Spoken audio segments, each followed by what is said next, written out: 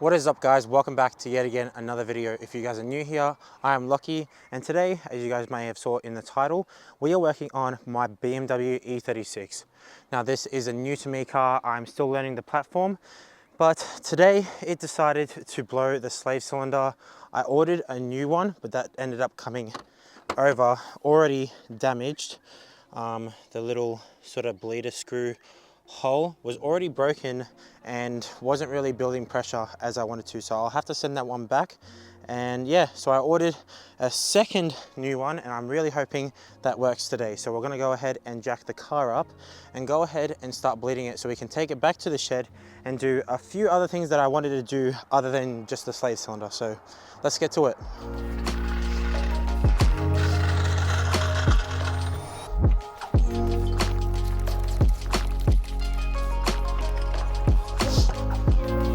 Alrighty, out with the old and in with the new one. These two seem pretty much the exact same, so I'm hopeful. And everything else looks alright on this. I did double check the bleeder screw and that all looks really nice and good. So we're gonna go ahead and hop underneath the car and swap this baby out.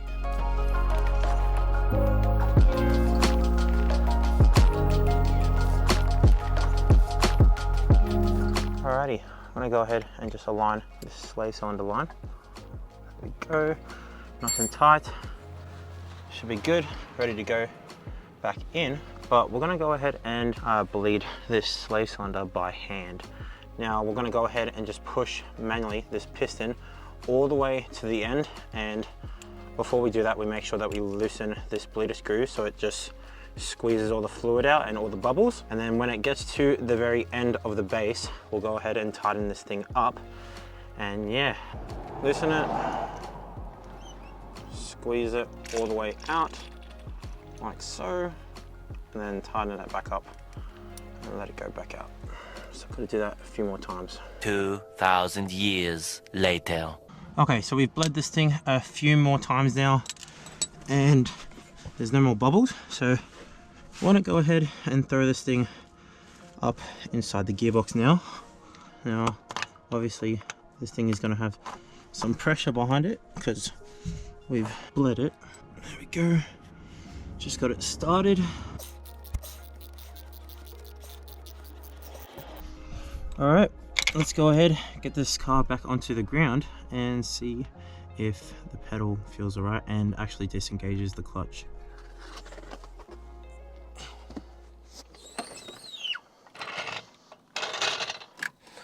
Alrighty, let's go ahead and start this thing up. We're losing light outside, so I can't wait to get to the shed where we're in a lit area and get a lot more done to this thing. So let's see if this clutch works. Yep, first gear goes in easy, second, bit notchy, third, fourth, fifth. I want to do a gearbox oil change and yeah, a couple other things. So finally, clutch is fixed. This thing has been out of order for like the past week, so let's head to the shed.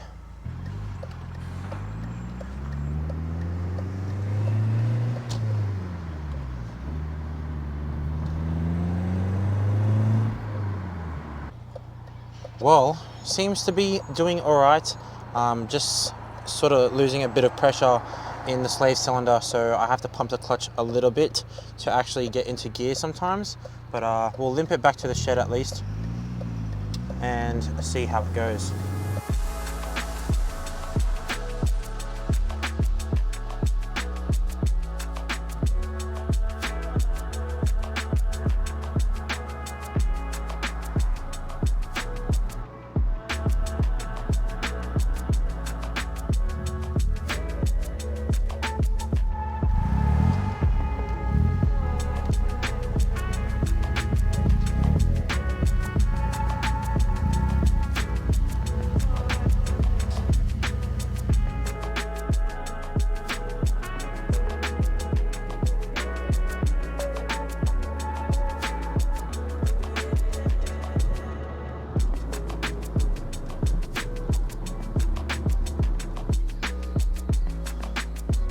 Alrighty, well, it is the next day and we're on a bit of a side quest with the new 2-litre Mark IV Golf.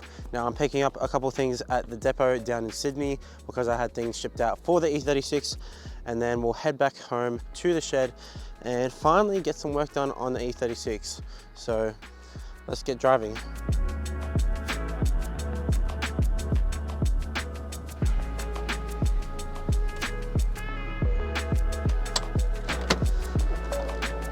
Alrighty, well, my shipment is coming on a forklift, so I want to clean out my car real quick so we can fit it in, and then yeah, we can head back home. Alrighty, we are now back at the shed after a bit of a drive. I'm going to go ahead and get this thing unloaded, and then we'll get the E36 jacked up on stands, and then we can get to work.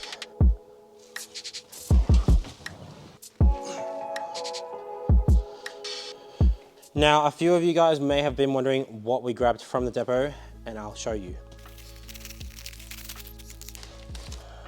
Okay, so this here is our 444 ratio diff for the E36. These come out of 318 IS autos because the gearboxes are a higher ratio than the manuals. Now, to be able to actually spin this thing and actually get it sideways, I need a lower ratio diff, and that's what this is. The factory one in the manuals are 338, so we got quite a significant, difference in ratios here. Now I will be welding this thing because they're open diffs, but this is my idea to actually slide with the factory motor that's in this thing. I want to enjoy how it is as a 4-cylinder and sort of figure out whether I want to keep it 4-cylinder or maybe eventually go to 6-cylinder, because at the moment 6 cylinders are kind of getting quite expensive. I'm thinking of maybe if I do 6-cylinder swap this thing, I'll do an M54 swap, which will be quite a significant, engine swap. At least in Australia, it's just hard to get away without, engineering and everything else. So I'm gonna go ahead and throw this in the corner until it's ready. On top of that, I got some new strikers for the doors because my ones are a bit worn down, and there's a little button inside them that activates the window to drop down and bump back up, and they're a little bit worn down too. So sometimes my window freaks out and goes all over the place. So I think this might fix it. Now, let's jack this thing up and finally get to work.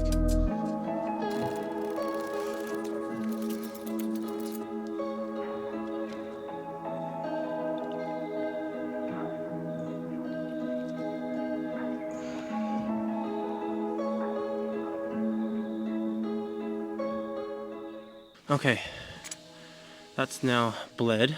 I didn't see any more bubbles, so I'm really hoping that's it. All right, let's throw this back inside the gearbox. Alrighty, let's try this clutch pedal out.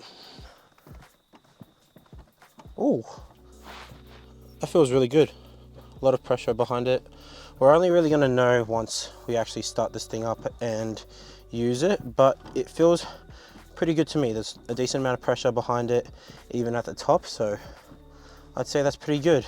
Let's get onto the back where we got to replace the fuel pump. There's been a few issues that it's caused me since I've gotten home, so I'm really just wanting to swap it out because I've been left stranded twice now by this fuel pump. So let's take it out. Back seat delete done.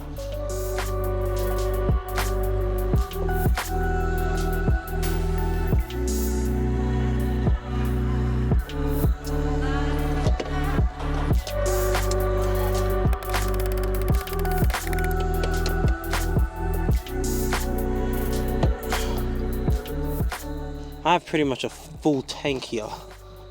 Shit, that's gonna be very annoying.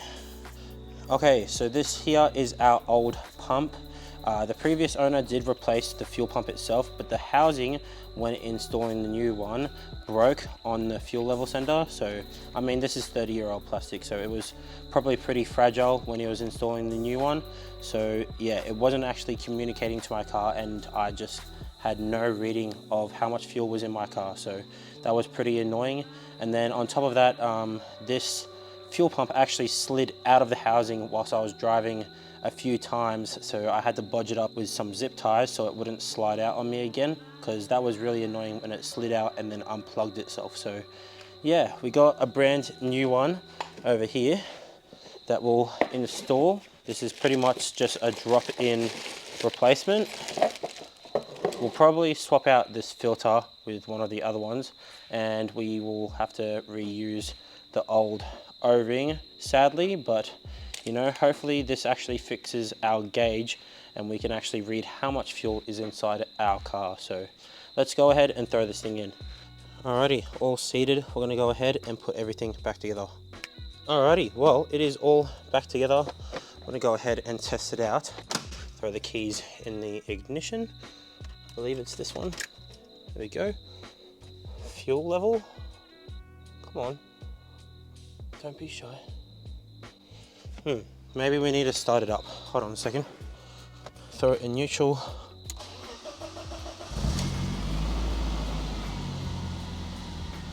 Well, fuel pump definitely works, so that's a plus. Don't know why that's still not working though.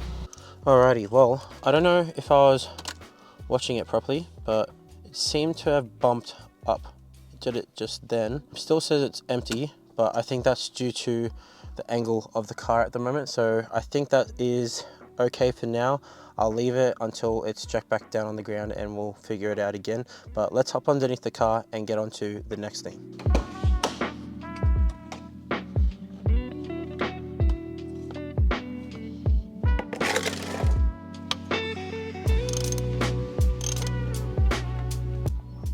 Crap, that looks old. That's bad. Just cleaning up the threads. Gonna chuck our drain plug back in. There we go. And now we'll go ahead and fill it back up.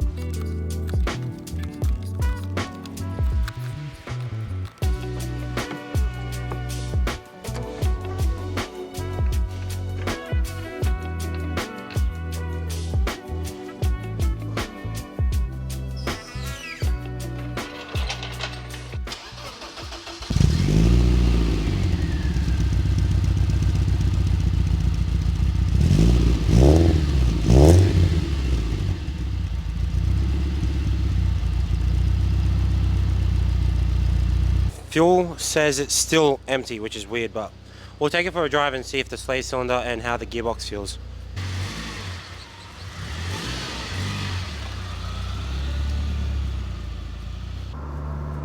Yeah, the slave cylinder is not good at all. This thing, that's so frustrating. And the fuel level says it's still low, even though the fuel tank is like pretty much full. Alright, I guess we're going back to the shed. Okay, so I've just pulled the fuel pump back out again because the fuel level wasn't working. Now, I was really confused as to why it wasn't working, because obviously the old one is just broken right on there. The wires are broken, so that's a no-go. And I was looking at the new one, I was like, what is it, what is it? And then I've just realized that this float wasn't even attached to this arm. It wasn't clipped in. So I'm gonna clip this in like that, and that should fix our issue, because it wasn't connected before, so it would have just read empty even though the tank is completely full. So we're going to go ahead and drop this back in again and see if that's fixed our issue. Alrighty, well, I'm not going to lie, it's been a few days and I've done a bit more research into this thing, and yeah, that, even though I thought it might have, it didn't fix our fuel gauge issue. And it turns out that our fuel level sender is the issue. Now this thing is pretty rotted. This is all rusty right here. I think it's been left in the tank when it was dry, and it's just ruined all the contacts on it, and it's not reading anything anymore. So yeah, the fuel gauge actually reads a mix of this level and the fuel pump's level. So without one of them working, the fuel gauge doesn't work at all. So I'm gonna have to get a new one of these, but for now I'll leave it in the car because it still works for the siphoning part. So I'll chuck that back in. And in terms of the clutch situation, now I was here the other night with some mates and we decided to try out the syringe sort of method where you take this line for the clutch off and you sort of just pump fluid into it to get rid of all the bubbles while you have someone else just pumping the clutch in and out slowly. And that seemed to do the trick. So I'm gonna go ahead and take this thing for a drive because it's also really, really dirty. So I think I might take this thing to the car wash, get it cleaned up, and then yeah, I'll see if I can do anything else to this thing today. But I don't think anything is really worth doing. We've already made a bit of a progress with this thing. So we got the clutch and we sorted out why our fuel tank isn't reading anything. So, you know, the diagnosis is the part forward. That's most of the job. Now we just need to order some more parts. So let's go ahead and take this thing for a bit of a drive and go get it cleaned up.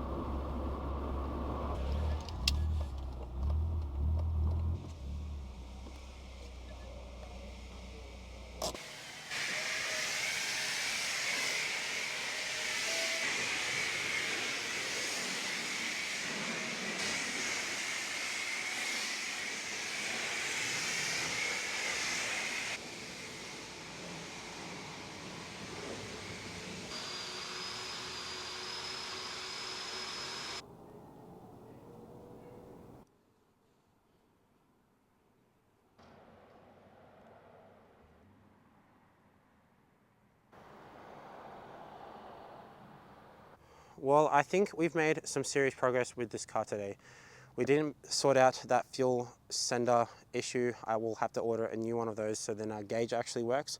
But the clutch is finally working and this car is finally drivable again. It's been sitting in my driveway for a couple days and I've really missed it, not gonna lie. Even though it's not my fastest car, this car just has a whole different feel about it compared to my S3 and the GCI.